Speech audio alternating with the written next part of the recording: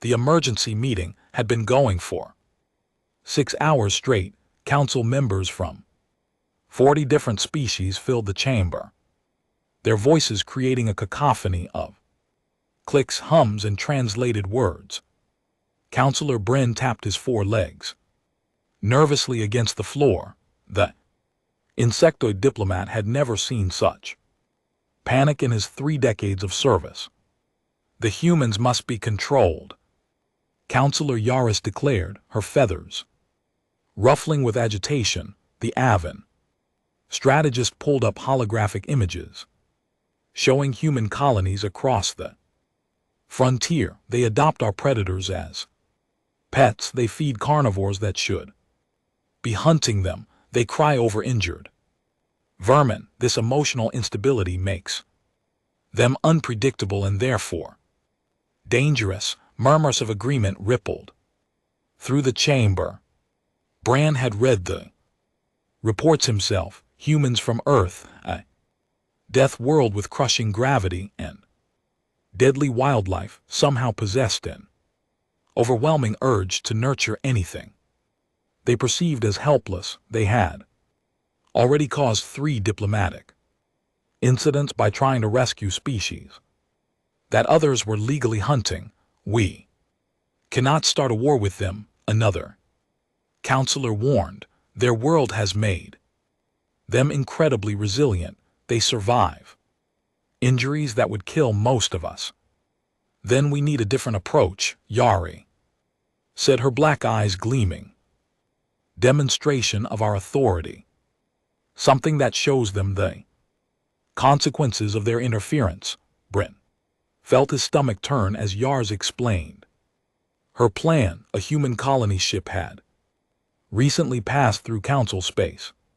Standard procedure required inspection of all vessels. During that inspection, they had documented every passenger, including a human infant traveling with his parents. We take the child, Yari stated coldly. We tell the humans it is, for quarantine purposes, standard procedure for Death World species. Then we dispose of it in a way that sends a clear message. The chamber erupted in argument. Some called it barbaric. Others insisted it was necessary. Bran wanted to object, but his voice failed him. He had seen what happened to counselors who opposed Yari's too strongly, and who exactly will carry out this disposal, someone finally asked. Yari smiled, an expression that sent chills through everyone present. Scholara, the name alone caused several counselors to flee the chamber. Bren had never met Scholara, but everyone knew the stories. The massive draconic creature had destroyed an entire pirate fleet single-handedly 15 years ago. She had torn through warships like they were paper, breathing fire hot enough to melt military-grade armor. Over 2,000 beings had died that day. Since then, Scholara had lived alone on an asteroid in the outer drift. She responded to no communications. She attacked anyone who came too close. The council paid her tribute twice a year, leaving supplies at a designated drop point just to keep her from raiding populated systems. She will eliminate the infant quickly, Yaris continued. Humans will receive the message. Deathworlders are not welcome to spread their chaos through a civilized space. The vote passed by a narrow margin. Bryn cast his vote against it, knowing it would not matter. 3 days later, he found himself on a transport ship carrying a small containment pod. Inside, a human infant named David cried continuously. The sound tore at Bryn's heart. He is hungry, the ship's medical officer reported, and frightened. It will be over soon, Yaris replied, standing beside Bran at the viewport. She showed no emotion as they approached Scholara's territory. The asteroid came into view. A massive chunk of rock floating in the darkness. Sensors showed artificial structures built into the stone, including what appeared to be a hangar, large enough to hold a battle cruiser. Heat signatures indicated active power sources and one enormous life form. She is home, the pilot announced, his voice shaking. They received no response to their hails following protocol established years ago. They simply approached the designated drop point and released the pod. It drifted toward the asteroid surface, guided by small thrusters. Inside the pod, David screamed. Ben watched through external cameras as the pod landed gently on a rocky outcropping. For several minutes, nothing happened. Then the ground itself seemed to move. Scolara emerged from a camouflaged entrance. She was even larger than the report suggested. Dark scales covered her body, each one the size of a shield, her legs each ending in claws that could tear through starship hulls. Carried her weight with surprising grace. Wings folded against her back were large enough to create hurricanes. Her head, long and serpentine, featured rows of teeth designed for rending metal. The transport sensors screamed warnings about energy buildup. Scolara could breathe fire hot enough to vaporize their ship if she chose. We should leave, the pilot urged. Wait, Yaris commanded. I want to see this. Scalar approached the pod slowly, her massive head lowered, studying the small container. One claw, longer than Brent was tall, reached out with surprising care. She tapped the pod's surface, causing it to rock slightly. At David's crying intensified, his tiny fists visible through the transparent sections. Scolar's head tilted, a gesture that seemed almost curious. Her claw extended again, this time finding the pod's release mechanism with delicate precision that seemed impossible for such a massive creature. She activated the seal. The pod opened with a hiss of equalizing atmosphere.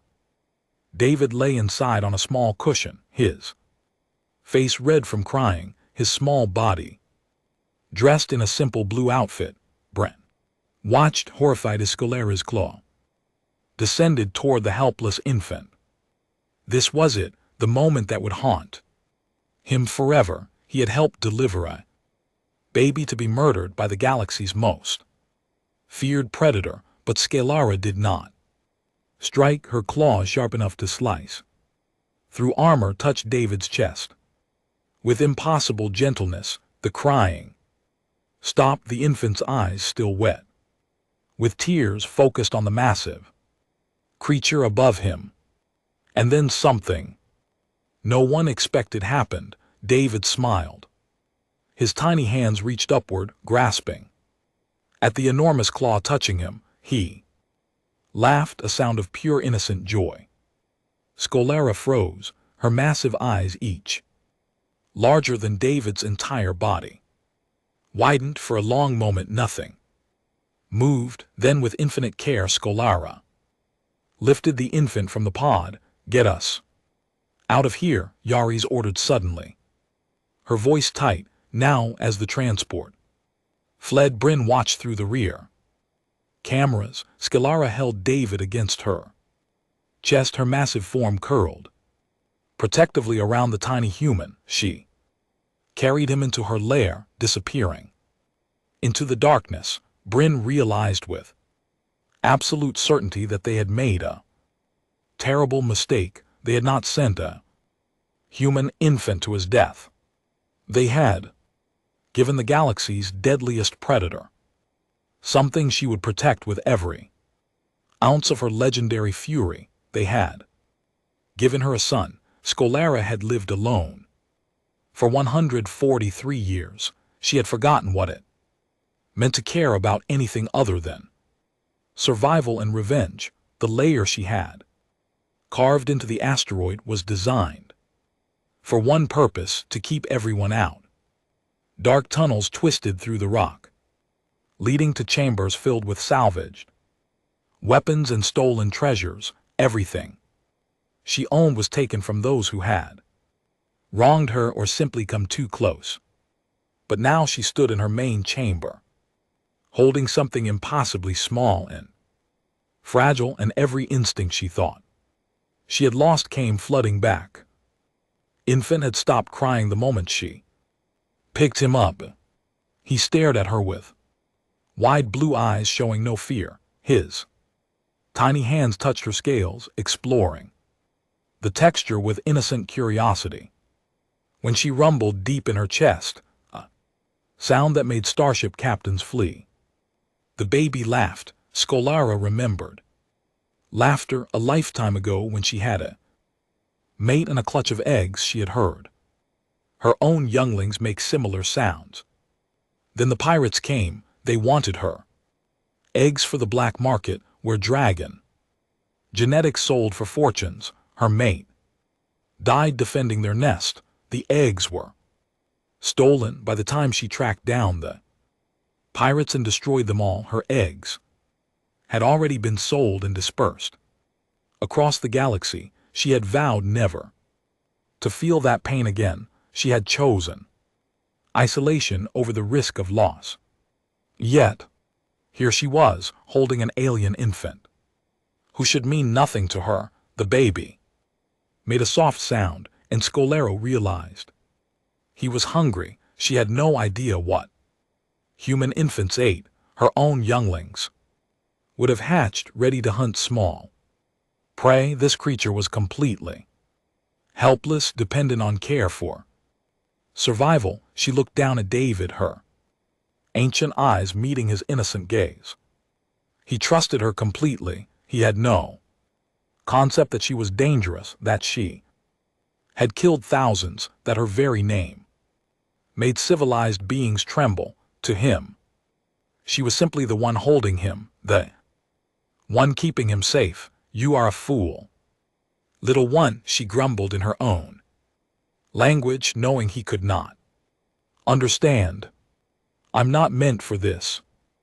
David gurgled and grabbed her snout, his grip surprisingly strong for something so small. Skolara made a decision that would change everything. She gently placed David on a flat rock, using her tail to create a protective barrier around him. Then she moved to her communication console, a device she rarely used. Her claws, designed for combat, struggled with the delicate controls. She accessed the galactic network, searching for information about human infants. The data was extensive. Humans, it seemed, documented everything about their young. She learned about feeding schedules, temperature requirements, developmental stages, and 1,000 other details. Hours passed. As she studied, David slept on the rock, occasionally stirring. Skolara kept one eye on him constantly while she worked.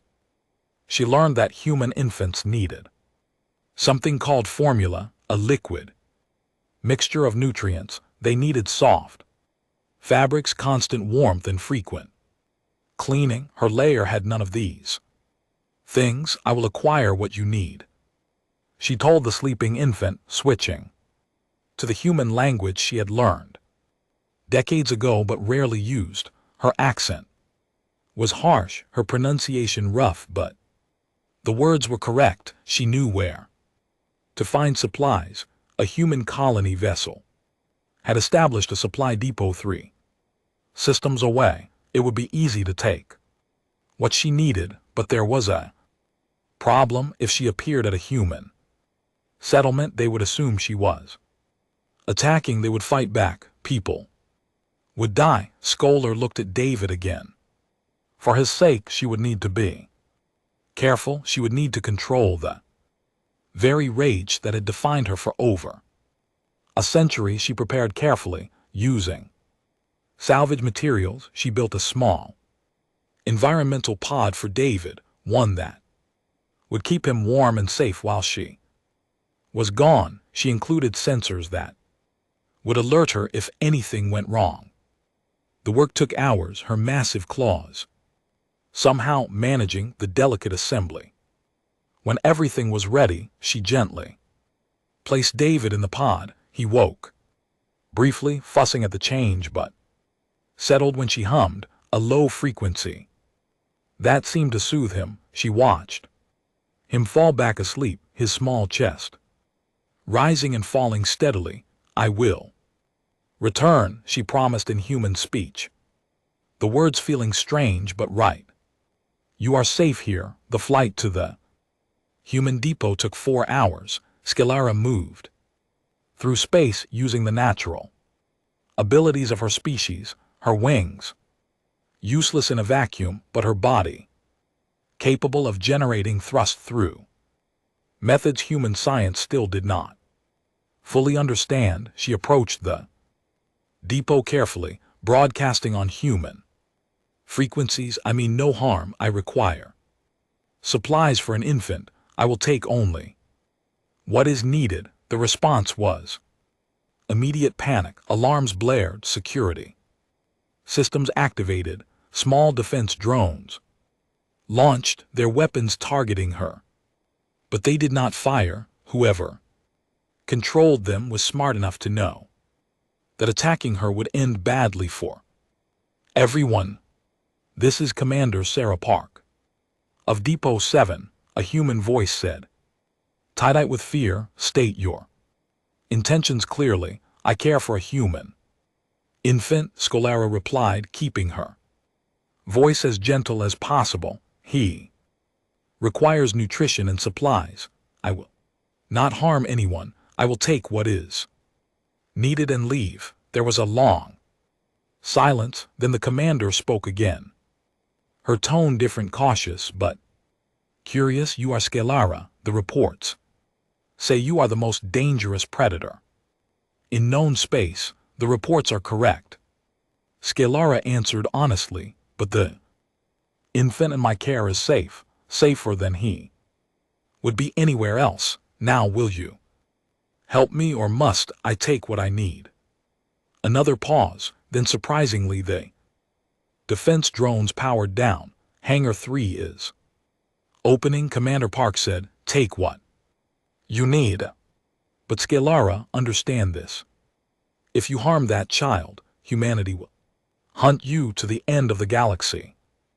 Scalara felt something like respect for the human female. If I harm him, she replied, you would be justified in doing so, but you need not worry. I would destroy myself before allowing him to come to harm. She entered the depot carefully, her massive form barely fitting through the hangar designed for cargo ships. Humans watched from behind protective barriers, their weapons ready but not raised. She moved to the supply section, her enhanced vision reading labels and comparing them to the information she had studied. Formula bottles, diapers, blankets, medical scanners, clothing, toys. She took enough for months, loading everything into a cargo container she could carry. Through it all, the humans watched in silence, their fear mixed with wonder. As she prepared to leave, Scalara paused. She turned to face the observation window where Commander Park stood. Thank you, she said in human language, for not forcing conflict, for understanding. Park nodded slowly. Take care of him. Whatever he is to you, take care of him. He is mine, Scalara replied simply. I will protect him with my life. She launched back into space, the cargo container secured, her mind already planning how to feed David. When she returned, as she flew, she realized something had changed. For the first time in 143 years, she had something to live for beyond vengeance. She had a son to raise. Learning to care for David proved harder than any battle Scalara had ever fought. She could tear apart starships with her claws, but holding a feeding bottle required precision. She had forgotten she possessed. The first time she tried to change his diaper, she accidentally shredded it with one towelin. The second attempt took 20 minutes and resulted in David peeing on her snout, which he found hilarious.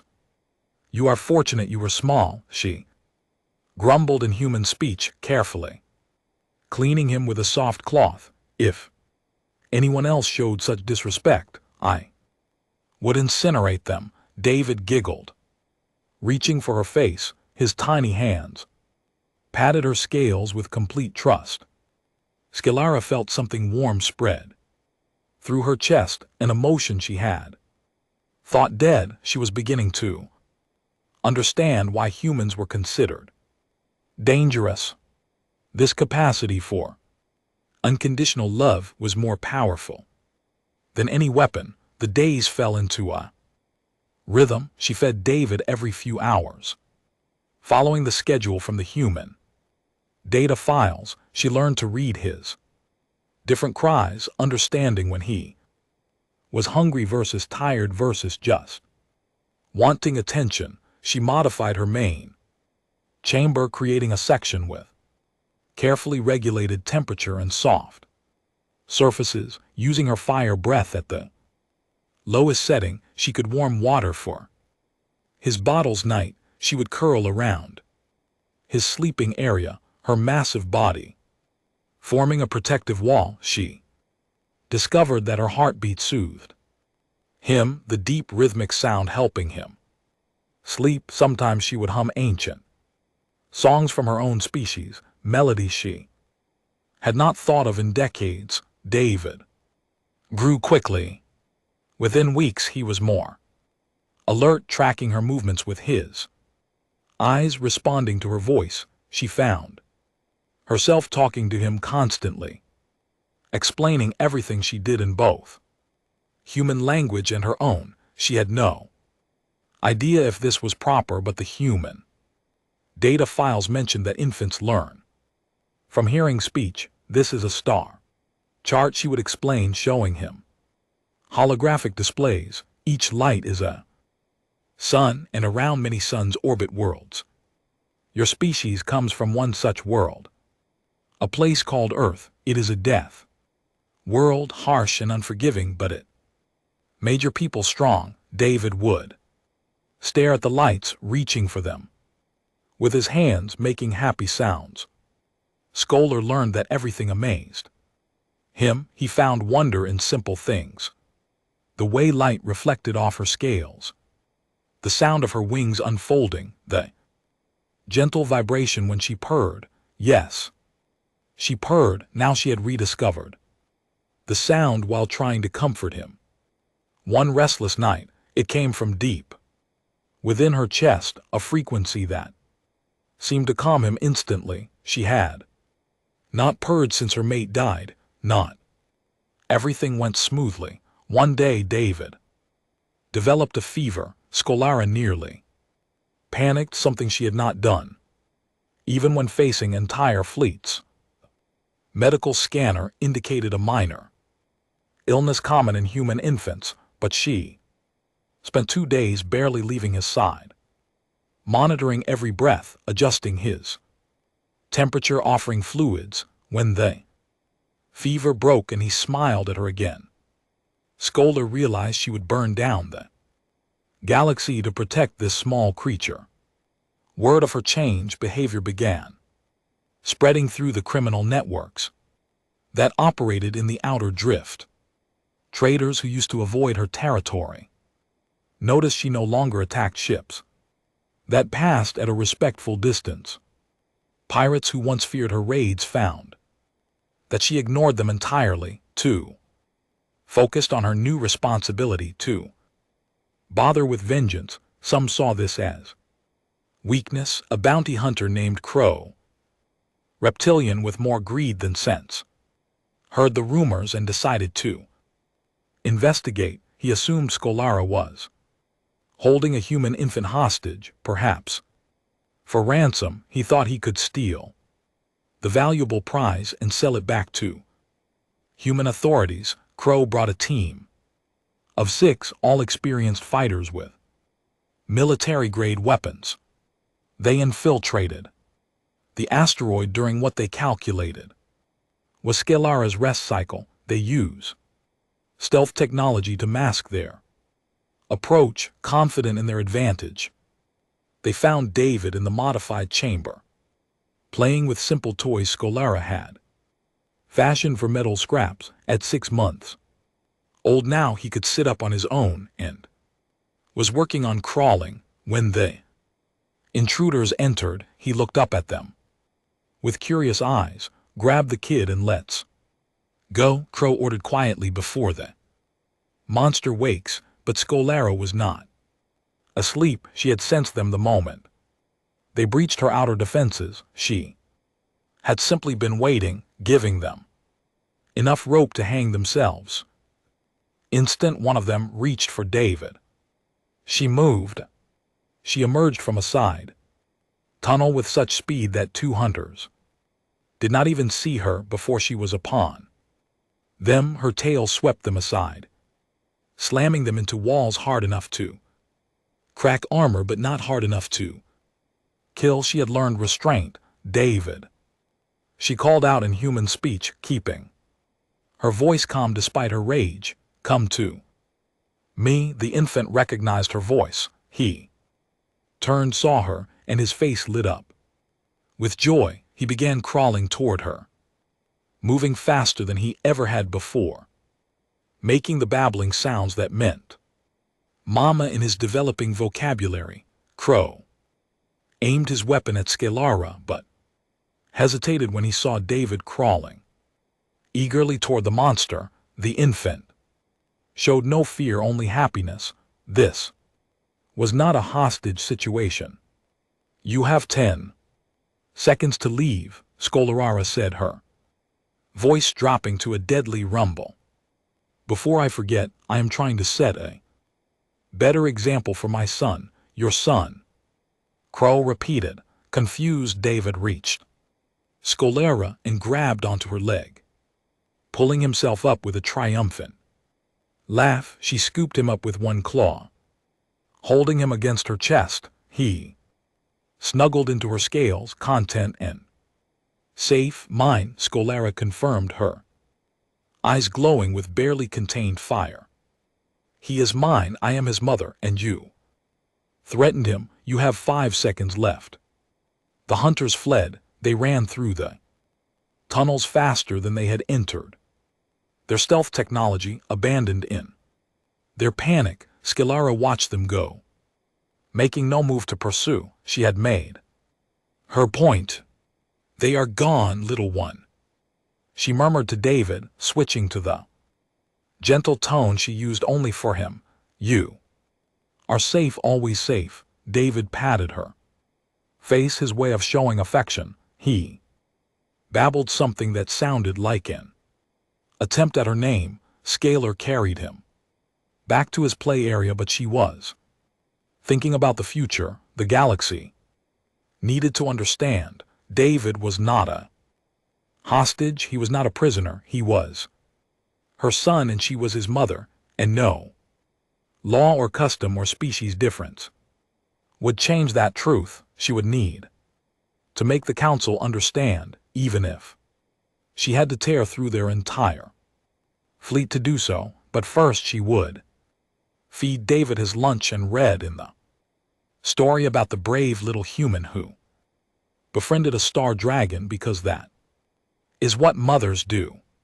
The bounty hunters returned to civilized space with footage that changed everything. Their helmet cameras had recorded David crawling happily toward Scalara, calling for his mama, showing absolute trust in the creature that was supposed to have killed him. Within hours, the video spread across the galactic network. News stations played it on repeat.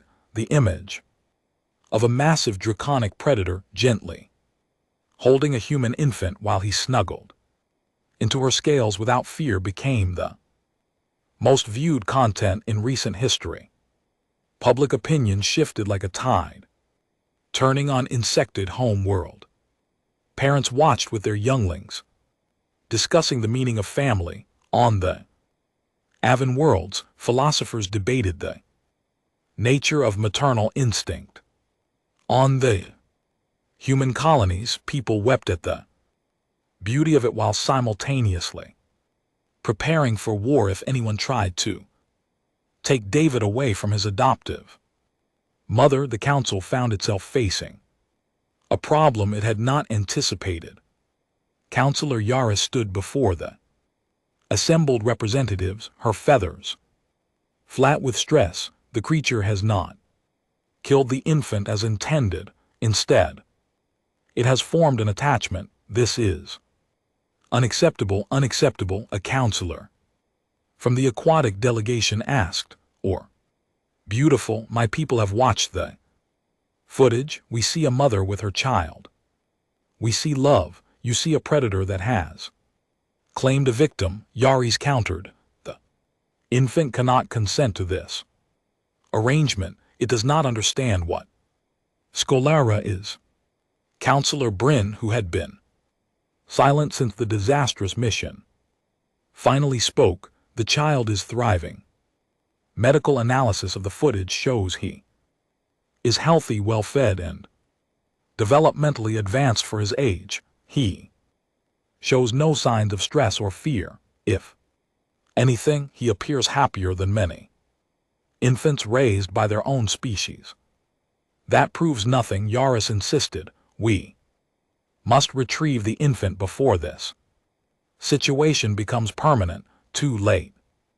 Another counselor interjected. The human government has issued a statement. They acknowledge Scholara as David's legal guardian. They have offered her full citizenship and diplomatic status. If we move against her, we move against humanity. The chamber erupted in argument. Some supported Yari, seeing the situation as dangerous precedent. Others recognized reality. Scholara had committed no crime. The infant was clearly loved and safe, and forcing the issue would start a war nobody wanted. While the council argued, a human diplomatic vessel approached Scholars. Asteroid Ambassador Rita Hayes had volunteered for the mission despite warnings that it might be her last. She believed in what she was doing, believed that family could transcend species. Scholara detected the approaching ship, but did not power weapons. She recognized the diplomatic transponder. She had been expecting this. Ambassador Hayes. Scholara greeted formally when the communication opened. You may dock in Hangar 3. You'll be safe. Rita piloted her small shuttle personally, her hands steady despite her racing heart.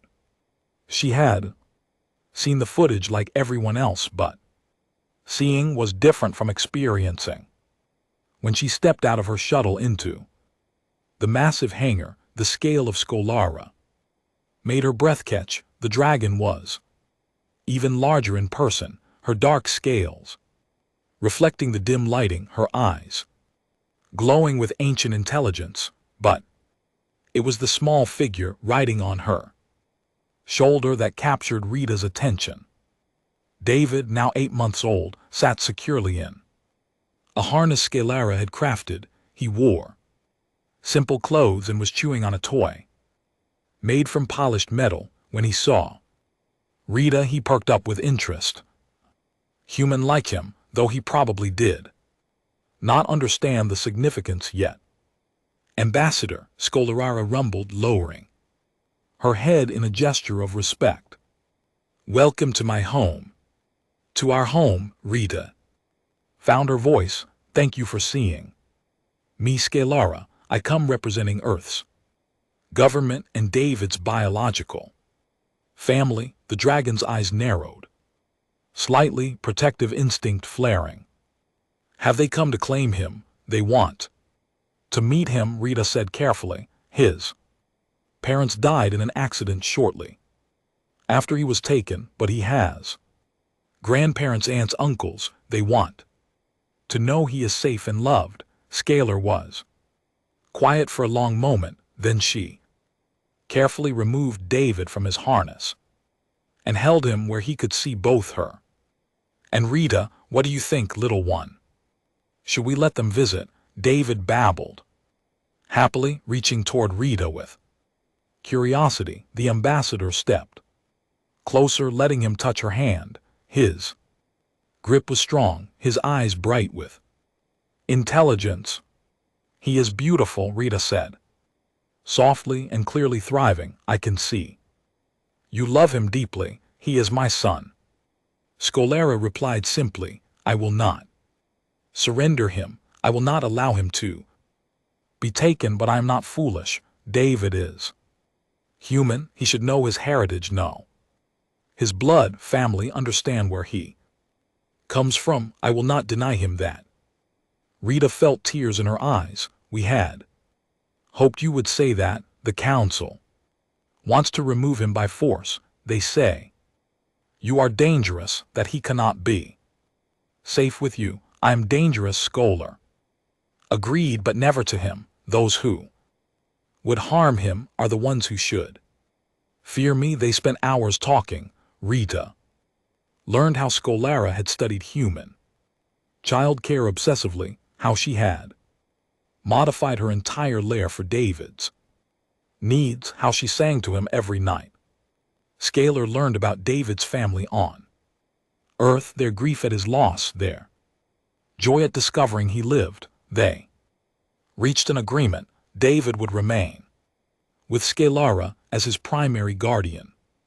His human family would have visitation rights, teaching him about human culture and history. Scalar would ensure he learned both languages, both ways of life. He would be a bridge between species, raised with the best of both worlds. The council will not accept this easily, Rita warned. Then they will learn, Scolara replied, that a mother's love is stronger than any law. I have destroyed fleets, ambassador. I have made armies flee. If they come for my son, they will remember why the galaxy fears me. Rita looked at David, who had fallen asleep against Scolara's chest, his small hand clutching her scales. I do not think it will come to that. The footage has changed hearts. People see what I see, a mother who loves her child. Will you help us? Scalar asked, her voice carrying hope. Will you stand with us when the council makes its decision? I already am. Humanity stands with you. You protected one of our children when others would have killed him. That makes you family, and humans are very protective of family. Scalara felt something she had not experienced in over a century. Gratitude, not for protection or power, but for simple acceptance. Thank you, she said quietly. David stirred, opening his eyes. He looked at his mother, then at Rita, and smiled. In that moment, the future became clear. He would grow up knowing love from multiple species, understanding that family was not defined by biology, but by the bonds we choose. The galaxy would have to adapt, because Scalara had made her choice, and nothing would change her mind. Her son would be raised with love, and anyone who disagreed would face the full fury of a mother's protective rage. 6 months passed in relative peace. The council officially recognized Scalara as David's guardian after intense debate and pressure from multiple worlds. Public opinion had firmly sided with the unlikely family, making any attempt to separate them politically impossible. But not everyone accepted the decision. David was now 14 months old and walking. He toddled through the asteroid's tunnels with fearless confidence, exploring every corner while Scolara watched with Protective vigilance, he spoke in simple words mixing human language with draconic rumbles he had learned from his mother. His favorite game was hide and seek, though he was terrible at hiding, and Skolara always pretended not to see him. Immediately, the lair had been transformed. What once held only weapons and stolen treasures now contained toys, educational materials, and a growing collection of items from both human and draconic culture. Scalar had started teaching David basic lessons, colors, numbers, simple words she read to him every night from human story books, her harsh accent making the tales sound unique, but the peace was fragile.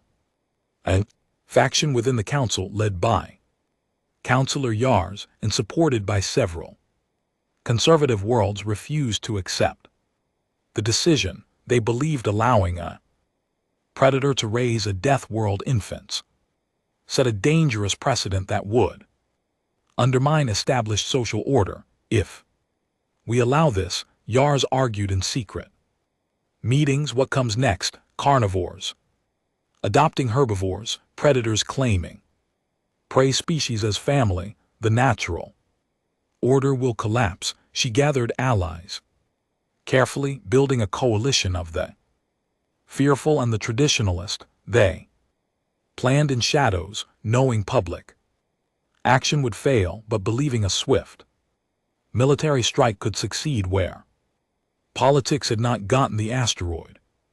Skolaris sensed something was wrong. Her instincts, honed by centuries of survival, detected increased surveillance. Ships lingered at the edge of her territory, scanning, watching, waiting. She increased security protocols and prepared defensive measures. Ambassador Rita visited regularly now, bringing supplies and news from Earth. David's grandparents had sent videos, which Scalara played for him constantly. He was learning about his heritage, about the blue world his species called home, about the family that loved him even from light years away. They want to meet him in person, Rita said during one visit. His grandmother especially, she cries every time she sees new pictures of him. Scalara felt conflicted. She wanted David to know his human family, but leaving the security of her asteroid felt dangerous.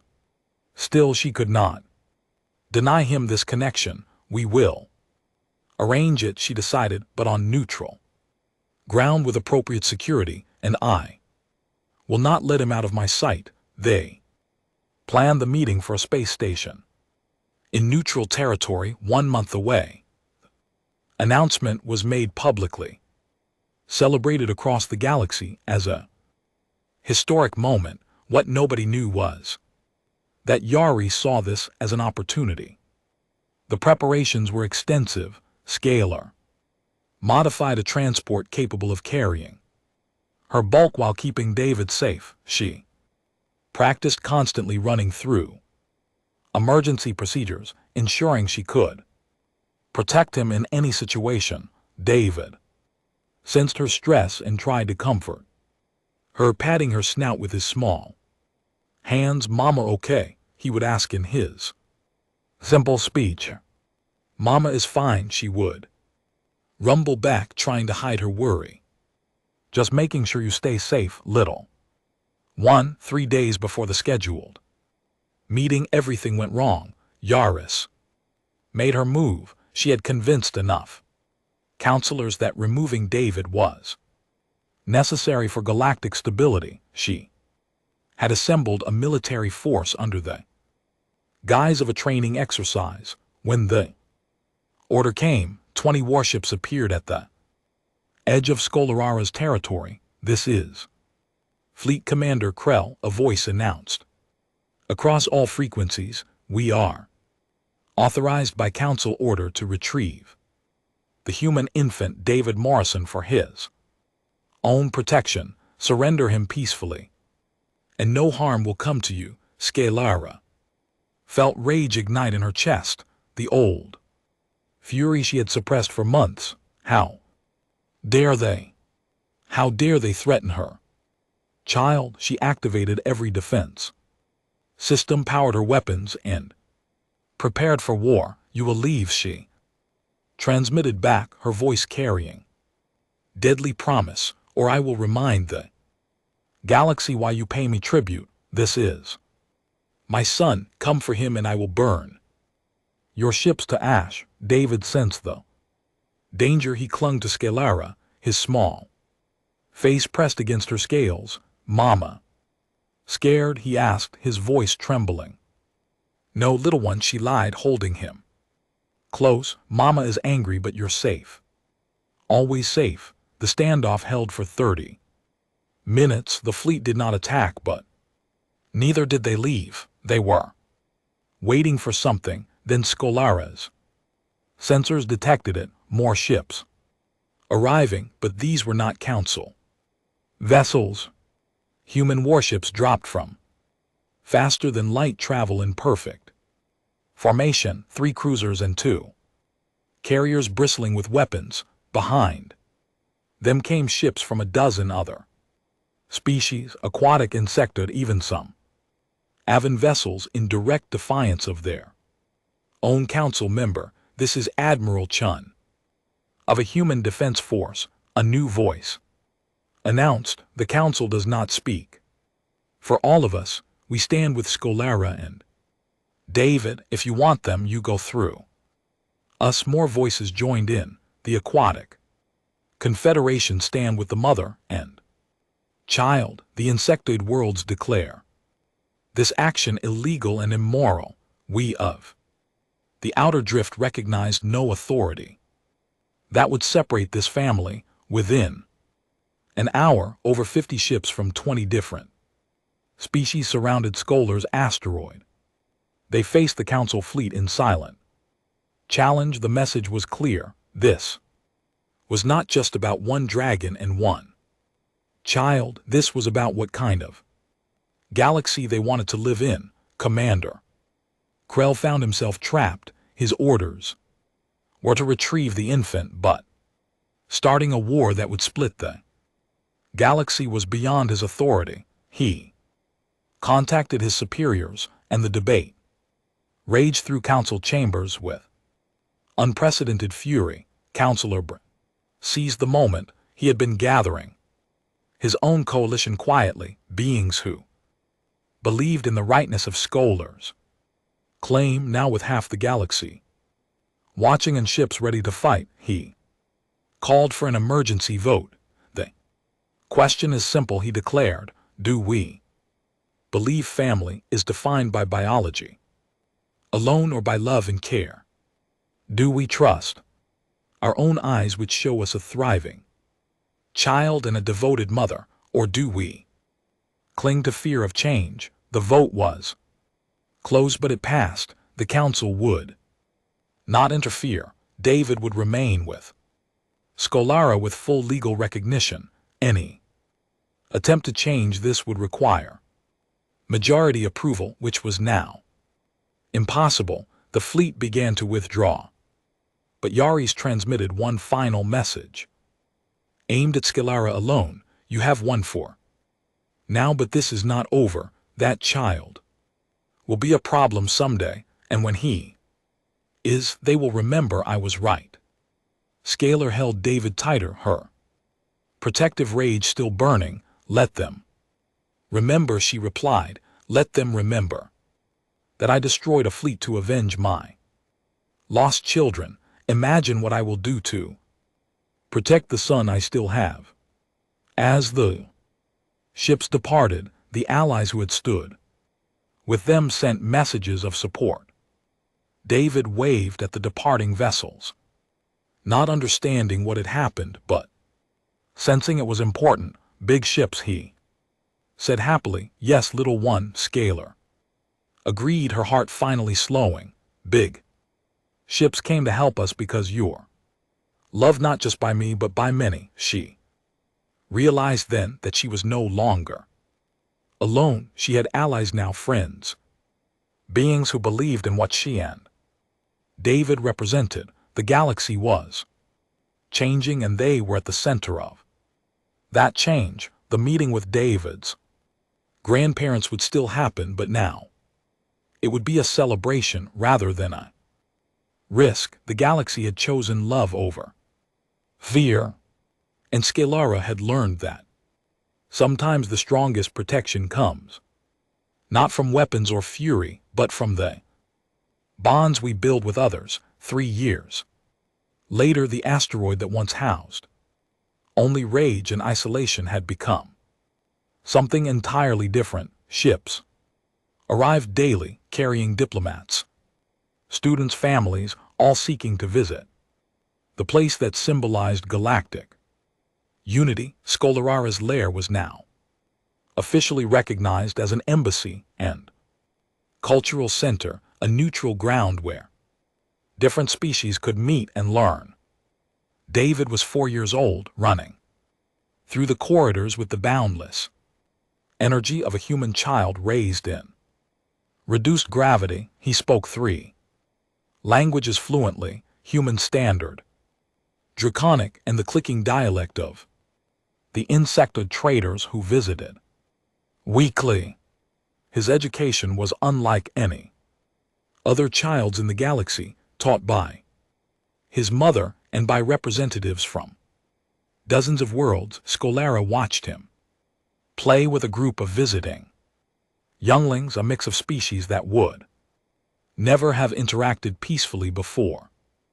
David was teaching them a human game, his laughter echoing through the chambers. She felt pride deeper than any treasure she had ever hoarded. He is remarkable, Ambassador Rita said, standing beside Scolara. The human woman visited monthly now, bringing news and supplies, but also friendship. You have raised him well. He raises himself, Scolara replied, though her chest rumbled with pleasure at the compliment. I simply keep him safe and teach him what I know. That is what all good parents say. Rita smiled. His grandparents arrive tomorrow. They're very excited. David had met his human family through video calls many times, but tomorrow would be the first in-person meeting. His grandmother had cried through every call, torn between grief for her lost daughter and joy that her grandson lived. His grandfather maintained stoic dignity, but even he could not hide his emotions when David called him Papa Human to distinguish him from Scalara. The preparation for their visit consumed the day. David helped enthusiastically, moving things with his small hands, chattering constantly about meeting his other family. He understood now that he was different from his mother, that he came from humans, but it did not confuse him. He simply had a bigger family than most. Were they like me? David asked that evening as Scolara prepared him for sleep. They already love you, she assured him, curling around his sleeping area as she had every night since he arrived, just as I do. You are easy to love, little one. Even though I am small and soft, he asked a question he had posed before, comparing himself to her scales and strength, especially because of that. Scolara rumbled softly, your softness is not weakness, it is what allows you to feel so deeply, to love so completely. Never see it as a flaw. David nodded, already drifting to sleep. Scolara hummed her ancient lullaby, the one she had sung to him from the beginning, the one that somehow bridged billions of years of evolution and made them family.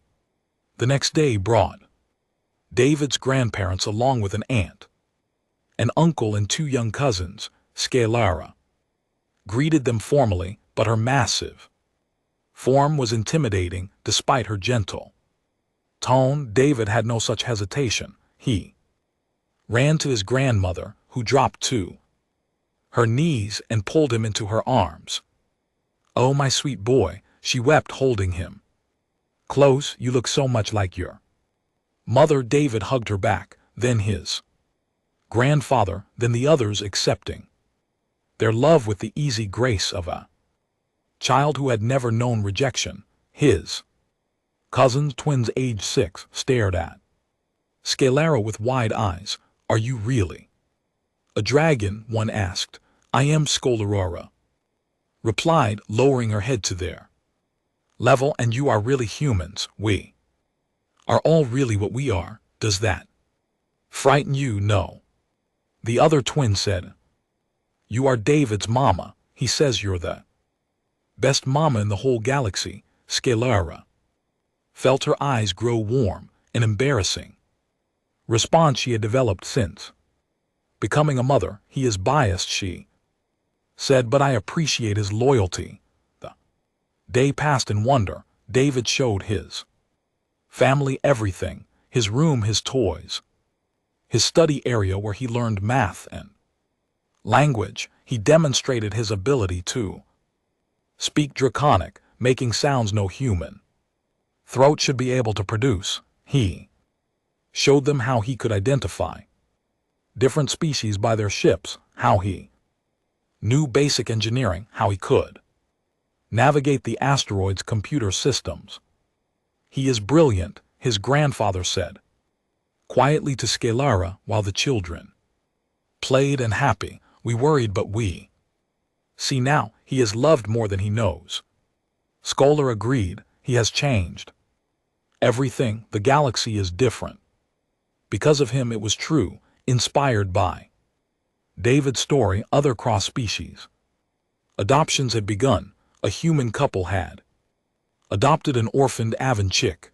An insectoid collective had taken in a mammalian infant whose world was destroyed. The walls between species were crumbling, replaced by understanding that family transcended biology, but not everyone approved. Yaris and her faction still worked in shadows, trying to undermine what David represented. They spread rumors, proposed restrictive laws, attempted to frame cross-species families as dangerous. That evening, as David's family prepared to leave, an alert sounded. A ship had breached the perimeter, refusing to respond to hails.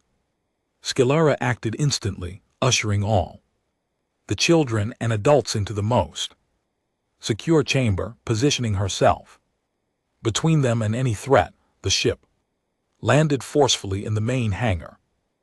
Armed figures emerged, wearing unmarked armor. Scalera recognized a military operation despite the lack of insignia.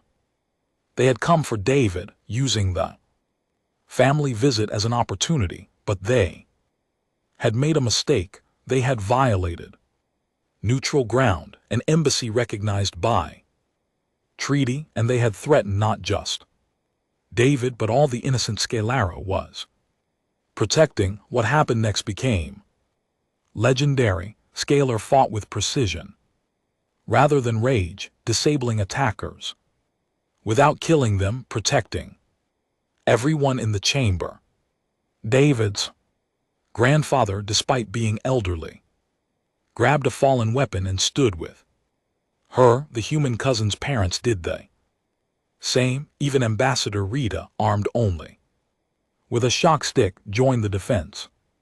The battle lasted 10 minutes. When it ended, the attackers were subdued, bound and awaiting arrest. More significantly, every moment had been recorded by the embassy's security systems and broadcast across the galaxy. The footage showed everything: the unprovoked attack, scholars, restrained defense, humans fighting alongside a dragon to protect children. It showed David refusing to hide, instead helping tend to minor injuries, with his first aid kit, showing compassion even to the attackers. The backlash was immediate. Yars and her coalition were exposed. Their involvement in the attack proven through trace communications. They were removed from power, charged with conspiracy and attempted kidnapping. The laws they had opposed were strengthened instead, making cross-species families legally protected across all member worlds. Standing the aftermath, surrounded by David's family and friends, Scholar realized how much it changed. She was no longer the galaxy's most feared predator. She was a mother, a diplomat, a symbol of hope.